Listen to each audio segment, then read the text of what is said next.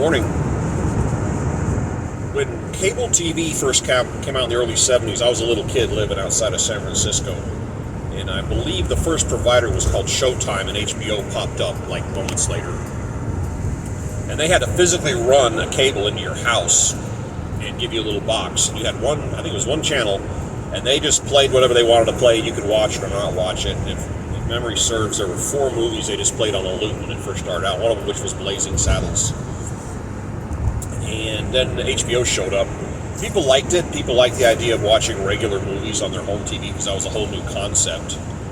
But you had to pay for it. And that was a long road to hoe, as they say. And it took a while for people to get used to the idea because we all had antennas back then. You either had rabbit ears or you had the big antenna up on the roof of your house. And that's just how everybody did it. And the same thing happened with satellite radio. It's a wonderful idea, but you got to pay for it. It was only, I think, when it came out, I think XM was $10 and Sirius was $12 a month. But you also had to buy the radio, which was like cell phones. They were new, they were clunky. I had one in my car because I was driving a lot and I was out in the middle of nowhere. And the idea behind satellite is you have a lot of choices, and you can listen to music or sports or news or comedy. There's so many things you could listen to back then. This is before smartphones and before you can download stuff, whatnot. So the customer base wasn't real big, and both XM and Sirius were losing money, and they wanted to merge. And of course, there's antitrust laws, but they passed it because one of the two came within a breath of going out of service. I mean, completely out of business, which would have left the customers hanging, and you sitting there holding a radio you paid $200 or $300 for. You can't do anything with it. So that would have been a pain. Well, out of desperation, they started offering lifetime subscriptions. So instead of $10 or $12 a month, you could pay $500 one time and be done with it. And I didn't know all this controversy was going on at the time. And then they had a sale on the lifetime, and I think it was either $325 or $375, and I bought one. And that was in 2005. So I paid for a lifetime subscription literally 20 years ago, and I'm still using it. And then when I started driving with a job I got here a while back, I wanted to get a second subscription because it's been in my wife's car we've had for the last 11 years, her Kia Soul. And the guy I talked to said, you can put the app on your phone. And I went, huh? And he goes, yeah, put the app on your phone, put in your credentials, now you have 2 subscriptions. I went, ooh.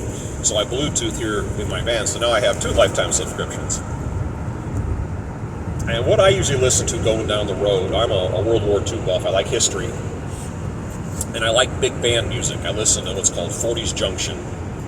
I listen to 70s and 80s rock, mostly 80s.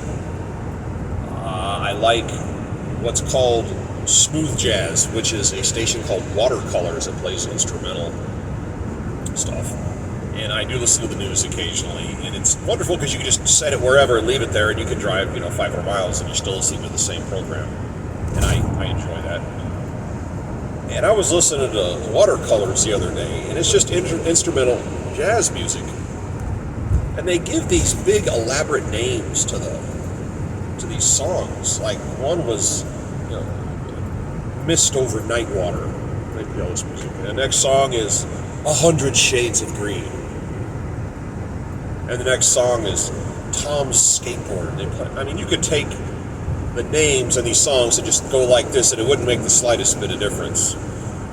You could call the next one Apple Fritter, and it wouldn't make any more or less sense than the names they were putting with the rest of them. I was just noticing that they spent a lot of time coming up with these elaborate names that don't mean anything. But that's what I have here in the van. I recommend it. It's good for background noise. I also run Audible.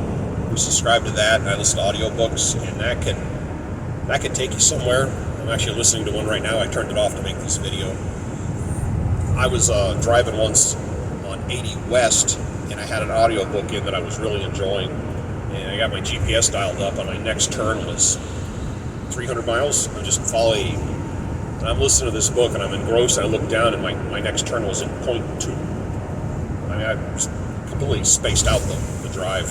It was like, oh, pay attention. Yeah, but if you do a lot of driving, I would recommend satellite radio. It's definitely worth it. And explore, play on there, and see what they have to offer. It'll keep your brain occupied, which is something you need out here on the road. All right, take care.